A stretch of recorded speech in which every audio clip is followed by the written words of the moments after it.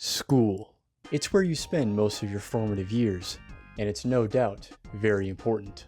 The environment you're in, the friends you make, and especially the teachers you have, all have a massive effect on you. As for me, I would say I had an ordinary but decent school experience. I graduated a few years ago now, and by the end I began musing on my career as a student. All the funny stories, the weird moments, the teachers I had, and even the educational media I used in class, which is exactly what I'll be talking about today. But what do I mean by this? Well, in US public schools, teachers are required to follow a curriculum, and sometimes they have to fill grades with extra material. Or maybe they're just lazy and want to have a video explain the topic for them.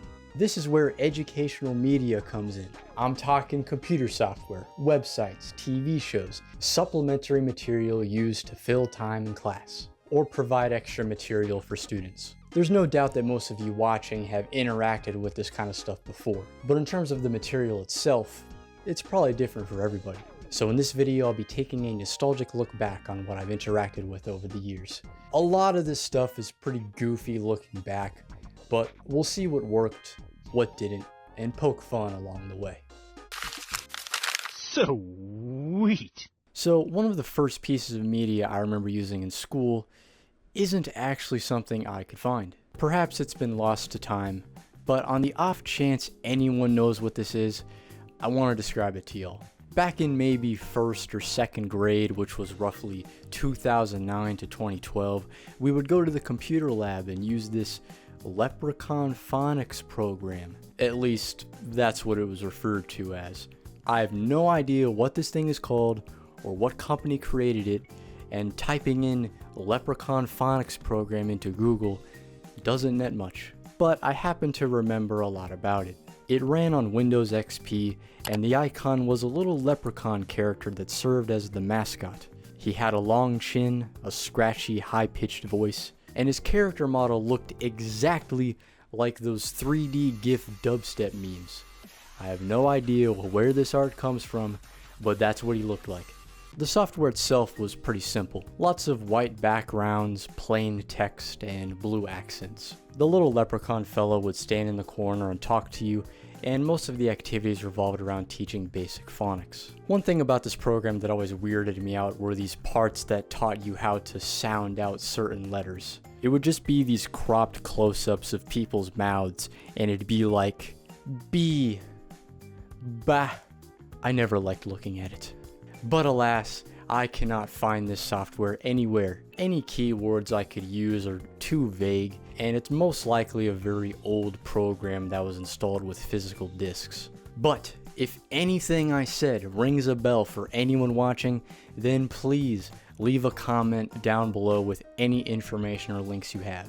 I'd absolutely love to see this program again, even if it's just screenshots. So yeah, that's my call to action for you. But now it's time to get into the stuff I can actually show you. Around kindergarten or first grade, something like that, we used a website called starfall.com, and this shit takes me back. Though according to my grandma, I would use this site with her before I was even in school. It was created in 2002 by one Dr. Stephen Schultz. He struggled with reading throughout his childhood and wanted to create something to help kids learn to read in a fun, engaging way. It's since expanded to cover all of elementary school, but like I said, my experience with Starfall was limited to very early on. I honestly don't remember using it past first grade at most. When I used the site, it was mainly focused on teaching basic reading comprehension and spelling, learning simple words and how letters are used in them, stuff like that. But man, you know that feeling when you see or remember something you hadn't thought about in ages, and you're just like, oh yeah, that! You get hit with that instant shot of nostalgia, and that's exactly what I felt when I revisited this website as a senior in high school. Funny story actually. Back in 12th grade, I got to have a couple teacher's aid periods. They were meant to be periods where seniors could help teachers run errands, but since most of them were chill like that, they were just free periods. One of which was with my computer teacher, and it was in a large class full of 6th graders. And it was just as horrible as you'd think. Like, I'm not gonna lie, some of these kids deserve to get beat up.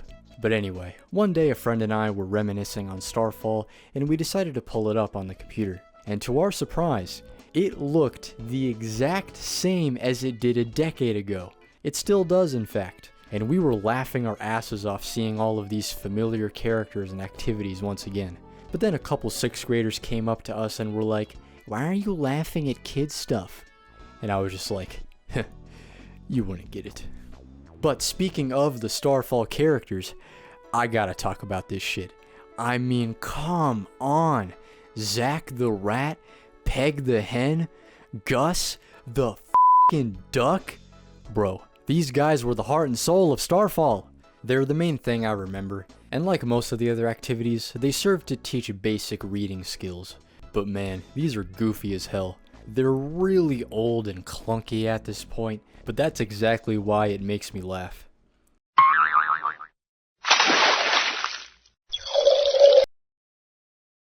The ants ran to the jam. Look, it's not the best thing in the world, and the artwork is kinda bad sometimes. Like, I can just tell they made some of this in Adobe Illustrator CS or some shit. But, and this may be rose-tinted glasses, but I think Starfall has some charm to it. The characters, the old UI, weird movies, these side activities where you can make jack-o'-lanterns and write letters to your grandparents. It's simple and wholesome. It was fun looking back at stuff I hadn't seen in ages, but there's not much I have to say beyond that.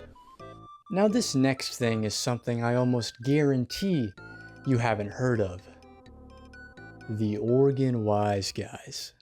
It's a children's nutritional program founded by Dr. Michelle Lombardo. It began in 1993 at the chiropractor's office she worked at, and was initially focused on teaching adult health. But through these lectures, her patients kept asking, "What about the children?"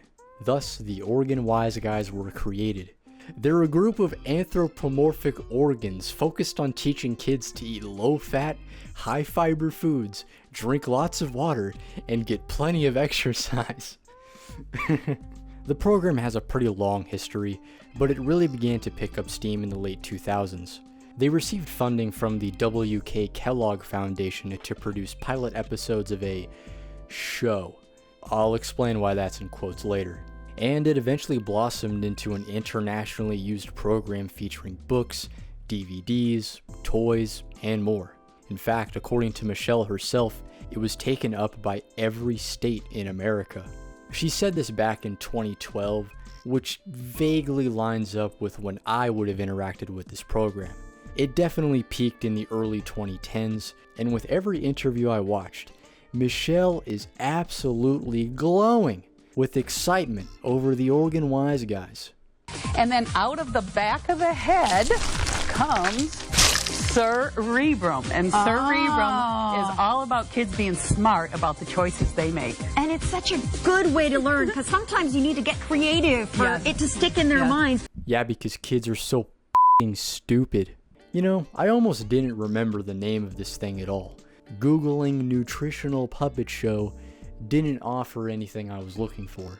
I was worried this would be another phonics leprechaun situation, but luckily a friend of mine immediately remembered the name of it when I asked him about it.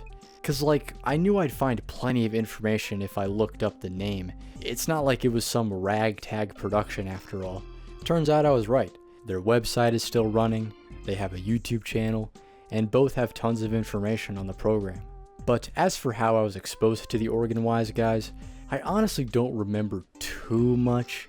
I want to say we used it in 4th or 5th grade, and every so often we would have nutrition days where we would watch the Oregon Wise Guys. I don't recall much from these other than vague memories of being handed fruit cups that I would never eat. Yeah, I was a pretty picky eater back in the day.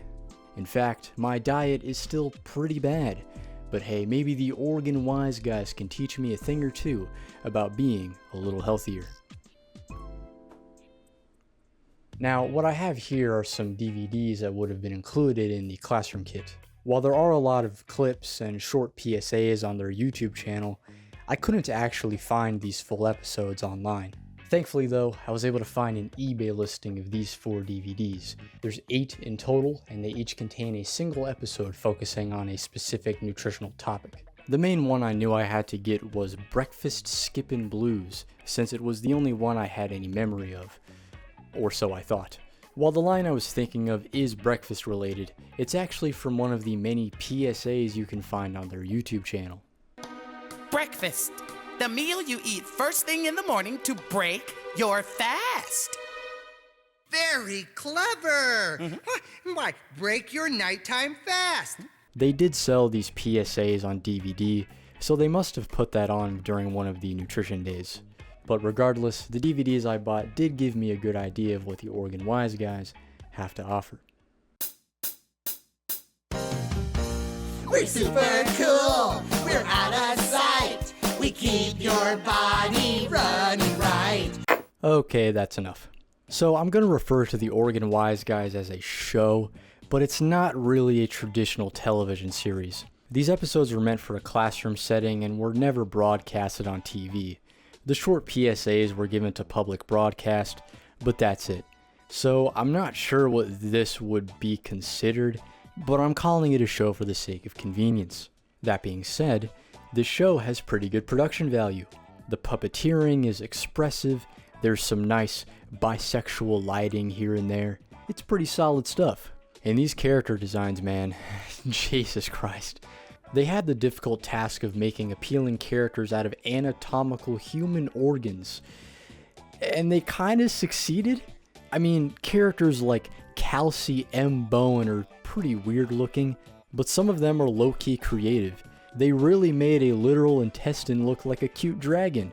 Listen, I'm not saying these are S-tier character designs, but they're certainly interesting. The first episode I watched was Breakfast Skippin' Blues, and it started pretty promising. There was some plot setup, some conflict, some resolution with them having to eat breakfast to perform well in the play. I was really expecting some deep character growth and lore, but nah, this is just an average children's program. As I've said, each episode is focused on teaching a specific nutritional or health topic. And it's fine. It wasn't even that cringy or anything. I mean, I was laughing at it, but it does an alright job at getting its message across. Make good meal choices, go outside, exercise, all that shit. There's a lot of corny jokes and even more musical numbers. Now, I got a bone to pick with these. There's too many of them, and they're terrible. Seriously, these episodes are not that long, and there's like 3 of them each. One of which being the exercise song, which plays at the end of every episode. This is the worst one. Like, holy shit, turn it off, oh my god, what the fuck? Although, one of the songs in Gimme 5 has the Kidney Brothers rapping. Cauliflower, corn, carrots, cabbage, and peas, Brussels sprouts, beets, and some broccoli. Please. Bars. There's also these segments with children interacting with the puppet characters. They're pretty funny. How are you doing over here, Chewy? Fine. What you eating, amigo? Tofu. Oh, yogurt. Tofu. I know, laughing at children is wrong and bad, but I found banana. The only real critique I have of the Oregon Wise Guys is actually their motto, mainly the insistent focus on eating low-fat foods. Now, I'm by no means a nutrition expert or a pediatrician, but one big focus of Oregon Wise Guys is combating childhood obesity, and added sugar is a big part of that.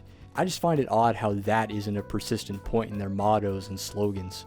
In fact, I was curious enough to look into the importance of BMI in children, and according to verywellfamily.com, weight is only one aspect of a kid's health, and it's better to focus on healthy meal choices and physical activity.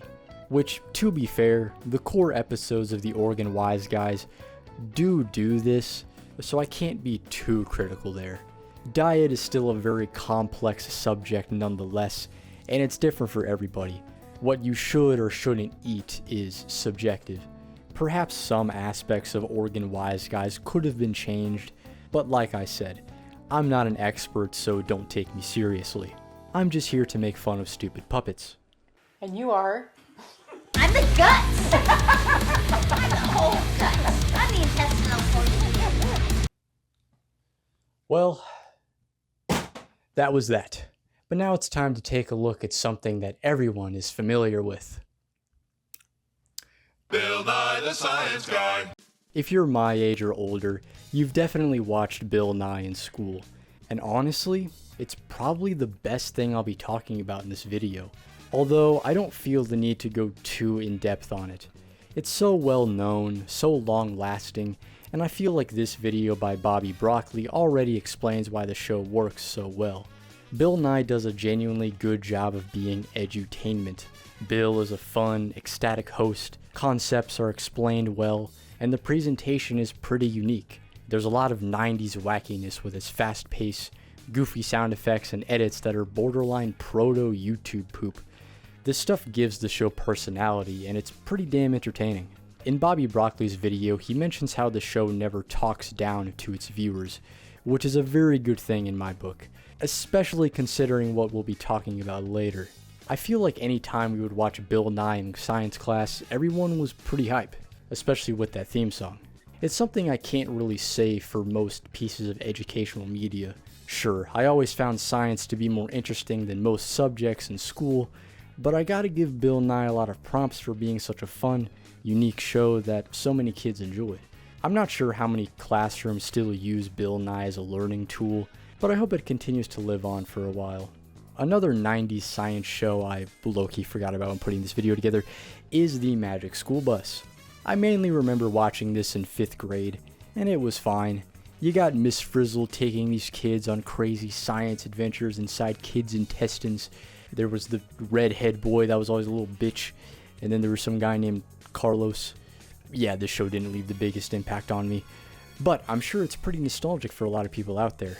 I just wasn't the biggest fan when I was a kid. Okay, so we've basically covered everything I watched and used throughout elementary school. But now it's time to get into the lame shit.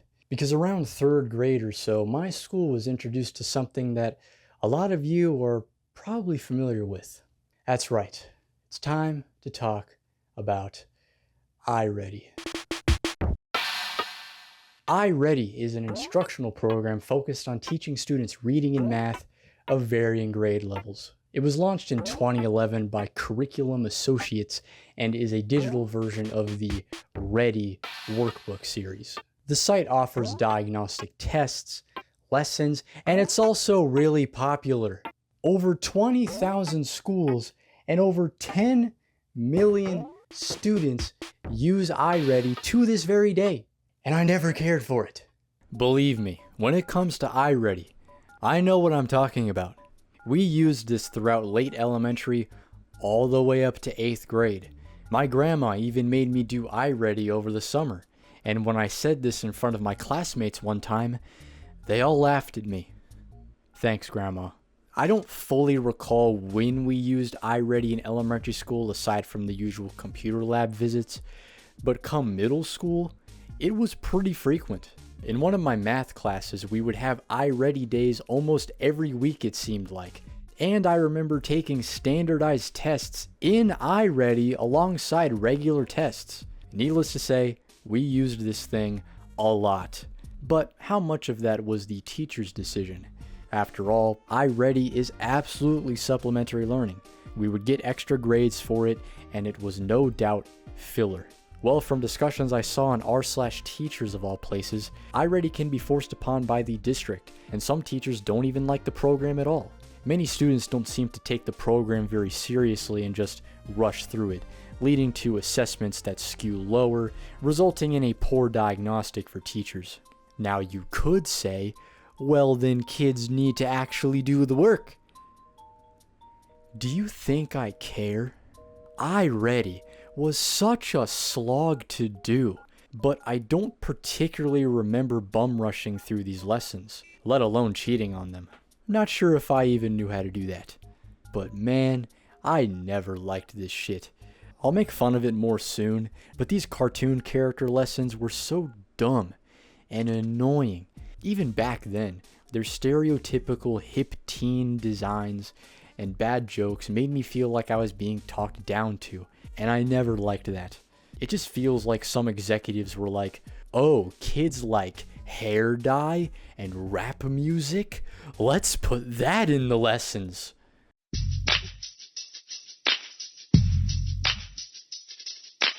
Chilling on the stoop with my friends as we venture. What can we do to make the neighborhood better? We can change the negative in a positive way. Won't be needing this anymore. So, when it comes to these lessons, you get a mixture of problem solving and really corny animated segments featuring a colorful cast of characters. You got iconic characters like Pepper Jackie, G.O., Azul, Jake, and of course, Sweet Tea. Sweet! Many of these characters belong to certain groups too, like Bake Stars, Rise Over Run, Infinite Dimensions, Cryptonauts, etc. I probably interacted with most of these, but I mainly remember the first two. And they're so bad. I know this isn't supposed to be a high quality production, but the animation and voice acting is so stilted to a hilarious degree. Sure, there's a good helping of cringe factor when it comes to iReady, but these were never entertaining to watch. It's pretty easy to tell that this is one of those things that wanted to make learning fun, but it's just not. But hey, I don't want to be that guy genuinely complaining about a children's program he hasn't used in years. Besides, this kid already did that for me. iReady, more like I crappy. Absolutely destroyed. iReady is no more. This kid is a menace. Look, let me put it this way. There used to be this feature during the lessons where you could draw on the screen, and that was easily the most entertaining part of it. Yet another weird thing I remember was during my summer iReady work. There was this static girl character that was drawn like a lot of Microsoft clip art. She had red hair, a pink top, sunglasses, and when I answered a question correctly, it would go, "That's right." It sort of became a joke between my grandma and I. But unfortunately, I couldn't find any info about this, even with the insane efforts of the iReady wiki. Yes, there's a pretty detailed fandom wiki with pages about the characters, grade levels, all that stuff. I was baffled by this when I first came across it, so I had to shout it out in this video. I don't know what else to say about the lessons really. It's pretty funny looking back at how dumb and clunky they are, and there were plenty of, oh I remembered that moments, but I just never liked them. As if you couldn't tell. Not only were they annoying to me, but it sort of reinforced the fact that I really prefer to be taught by a real teacher in a real classroom. Going through boring lessons on a computer never did it for me, and I always found myself paying attention more when I'm actually in class, since there's less of a disconnect. Nothing from iReady stuck in my mind, aside from the stupid characters like, holy shit, why does Sweet Tea have the Target generic brand logo on his shirt? Am I the only one who wondered about that? Whoa, that is huge. Monster-sized appetite. Monster-sized.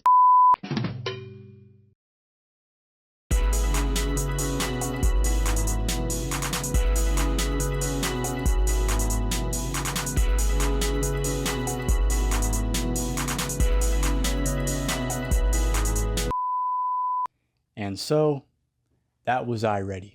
The site is of course still used today, but as for me, this ended when I entered high school. But when it comes to high school, a lot of the media we started using was very dry and boring. There was also a lot less of it too, which I guess isn't a bad thing, but there are some things I want to mention before we get to the big final thing. A lot of my teachers would turn to YouTube videos as learning supplements or tools to aid in a lesson. Most of them weren't anything noteworthy, but the one channel I remember watching in my biology class were the Amoeba Sisters. They were kinda legit YouTubers actually, and they would even plug their Patreon and merch at the end, which was sorta surreal to see in a classroom. Later in high school, I remember being assigned crash course videos in my history and English classes. It's a broad educational channel created by Hank and John Green of Vlogbrothers, which is pretty cool. I remember these videos being pretty decent and easy to understand, and since I think Hank Green is a cool guy, I'm gonna say that Crash Course is pretty good. One website we'd frequently use in my pre-algebra and Algebra 1 classes was Algebra Nation, or Math Nation as it was broadly known. This was alright. It was basically a bunch of videos of instructors doing these worksheets that we would also do in class.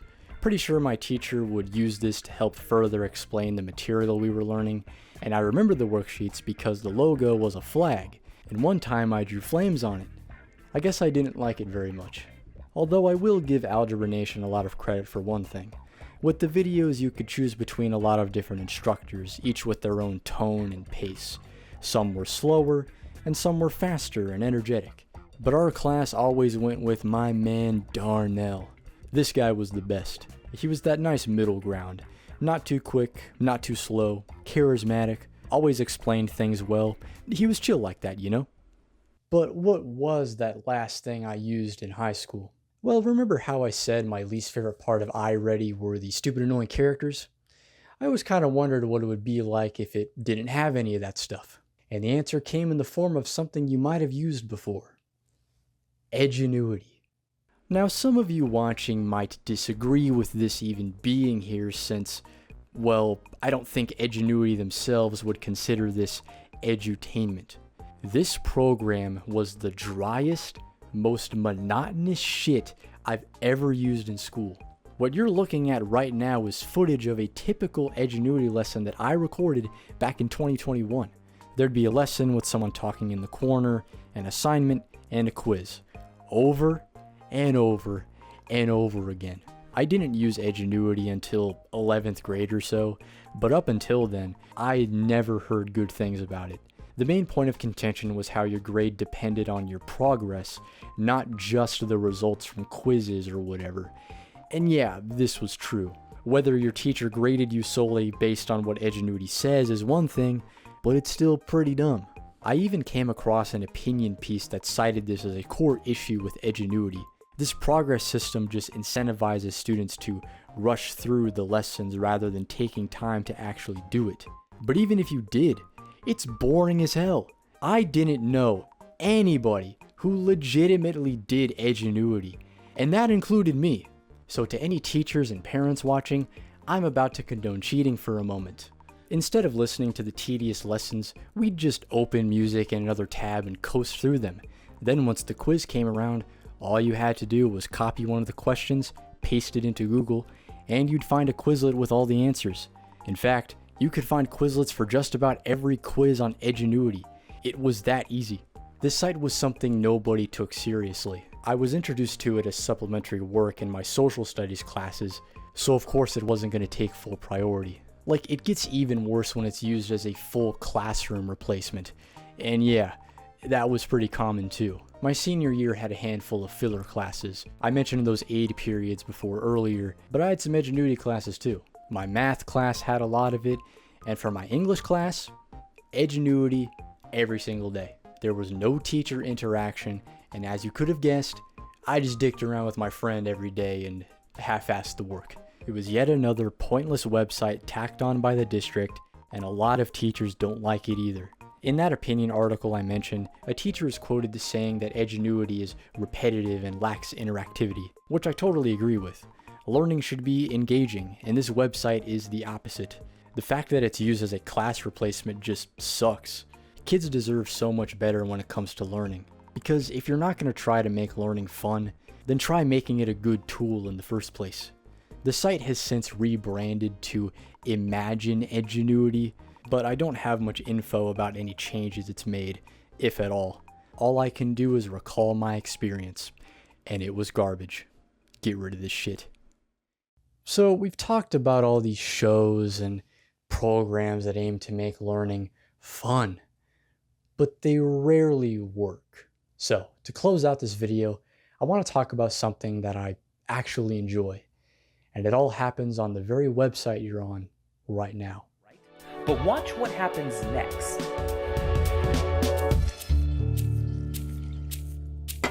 Okay, what the heck is this thing?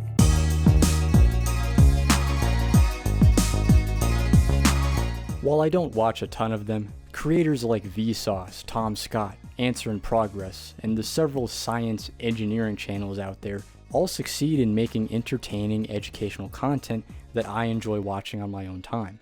Normally I wouldn't care about grammar and linguistics, but Tom Scott presents these things in an interesting, bite-sized way. Like, hey, why don't adults learn languages like babies? Why do British people use different greetings? Then after watching, you'll have some new knowledge. Now when it comes to Tom Scott, I mainly enjoy his videos regarding technology and video, since it's important information for me as a YouTuber. Plus, they're not exactly teaching bitrate in high school, at least not the one I went to. But then there's my favorite creator out of all of these, Vsauce. I know he's very popular and well known, but I really do love his videos. They're genuinely informative and thought-provoking. There's a ton of science, history, math, and even some philosophy discussed on his channel. Sure, a lot of his older videos are kinda short and simple in scope, but they usually end up in a place you wouldn't expect. You'll click for one topic, and by the end, you'll be left thinking about something else. Then once you get to his more recent work, they pose these abstract questions and Michael really takes you on a journey. Like, Do Chairs Exist was an insane video, and it's probably my favorite of his. Some of these longer videos can run a bit complex as well, and yet they remain pretty entertaining. Michael has a great personality on camera and his humor is genuinely eccentric. Hell, the reason I even got into Vsauce was because of an out of context video. It's no wonder that there's so many memes about him online, and he'd even collaborate with edgier comedic YouTubers like iDubbbz and Maximofo back in the day. Are you a tits man or an ass man?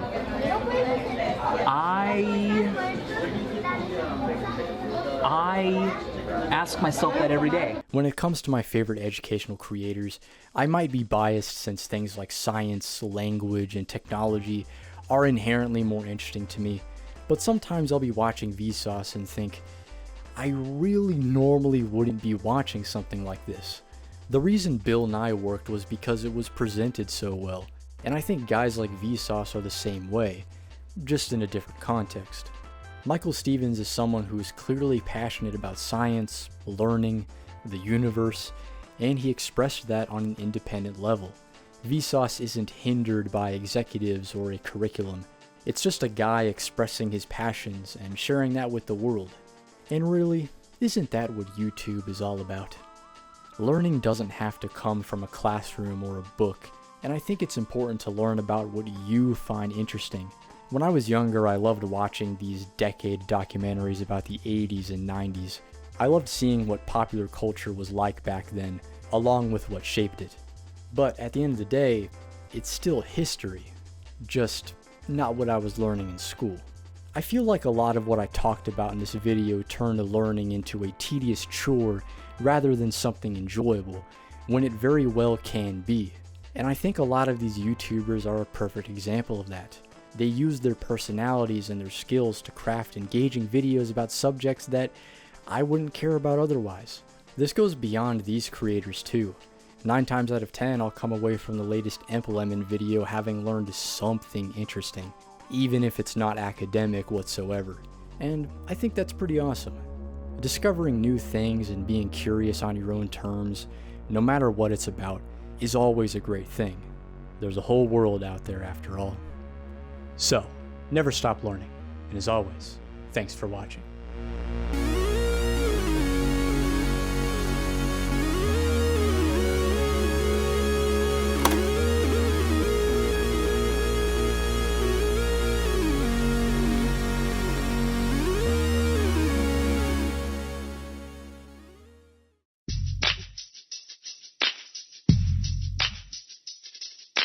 I'm selling rocks. I got cool socks. Homies in the street know me for my cocks. I got 2 cocks. I got them from selling rocks.